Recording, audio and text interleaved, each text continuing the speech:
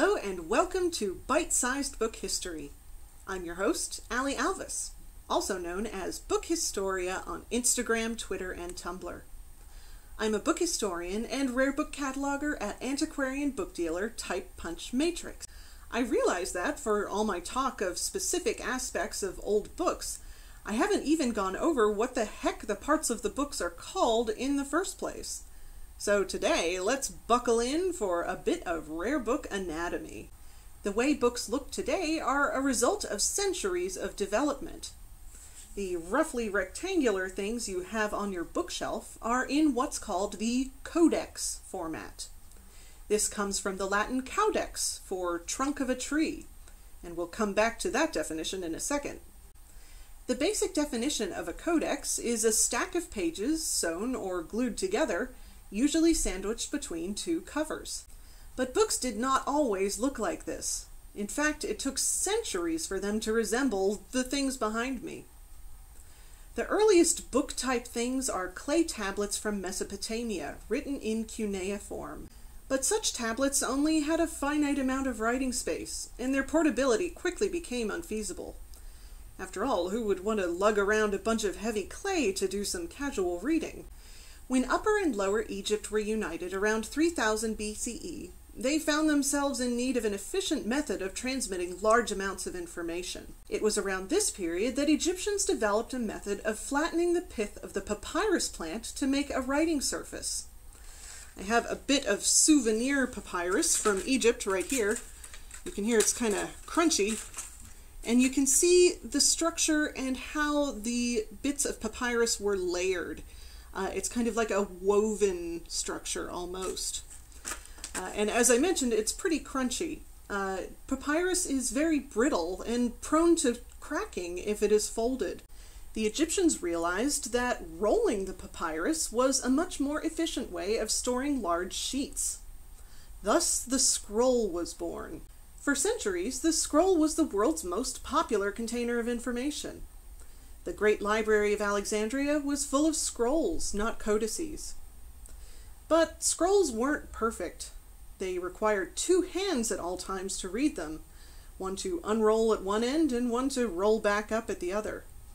Also, scrolls didn't have page numbers since they didn't have pages, so it was kind of difficult to find one piece of information in yards and yards of material. The earliest truly book-looking things are diptychs. These were pieces of partially hollowed-out wood filled with wax and strung together. These wax tablets were developed in ancient Rome and were called pugillares, coming from the Latin word pugillaris, meaning thing that can be held in the hand. These book-like tablets could be written in with a stylus, and thanks to the malleability of the wax surface, could be erased and reused. These types of tablets persisted in schools even after the development of the codex proper. Learning to write is much easier if you can erase your mistakes. It is from these wooden pages of the diptych that we get our Latin caudex, and from that codex. Eventually, these tablets grew to have more than 2 pages, and these pages were replaced with thinner, lighter parchment made from the skin of animals. In future episodes, I'll talk more about the development of the book we all know and love, but for now, let's learn the names of some book parts. Today, we will be enlisting the help of this 1586 copy of the 3rd volume of Thomas Aquinas' Summa Theologica. This is part of my personal collection, and I really like it for a number of reasons. On the surface, a book isn't really that different from a vertebrate animal. It has a head on the top, a tail on the bottom, and a spine. The only edge that doesn't quite fit into the animal metaphor is the fore-edge, which is the front or fore of the book. Until around the 17th century, books were most often shelved fore-edge out, so this would have been the front. In future videos, I will be talking more about this practice, but for now, you can kind of see here the ghost of a shelving annotation. So at one point, this specific book would have been shelved fore-edge out.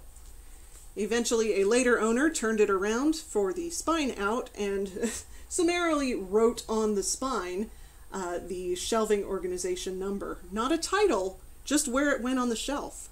Now we come to the covers of the books, which we often call boards in rare book land, and you can see why. This is actually, don't know if you can hear that, but it is wood. You can see the grain here as I'm turning it in the light. Not all old books have exposed wooden boards like this, nor do all old books have wooden boards. But even if they don't, we still tend to call them boards for this historical reason. Moving to the inside, first we come to the paste downs and end papers. These offered the perfect canvas for readers and owners to add their own marks, such as stamps, inscriptions, and book plates. But they can also be beautiful, featuring marbling and other designs. Next, of course, are the pages, although technically only one side of this is a page. This is called a leaf. The leaves of books start their lives as much bigger sheets of paper, which, after printing, are folded down to different sizes.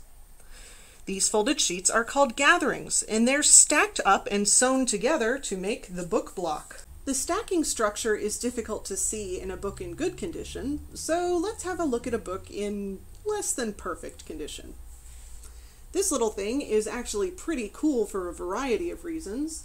It is still in its original wrappers. It was printed in 1725, and in this period, buyers usually purchased books like this. It was up to them to later have the book bound, or not. This little book never got its own binding. But that means that we can easily see the structure of the spine. I'll put it up to the camera here, but you can see the stacks of pages and these little lumps.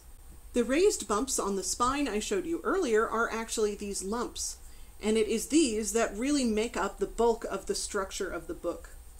Sometimes these would later be laced into the boards of a binding, making it a very strong structure.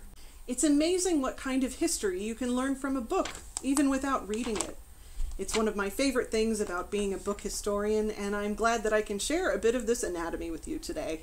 That wraps up this episode of Bite-Sized Book History. If you're enjoying these videos, make sure to click those manicules on the like and subscribe buttons. And drop a comment below if you have any questions or if you want to make a suggestion for topics that I can do a future video on. That'll be all for today, and I will see you next time. Remember, don't bite your books.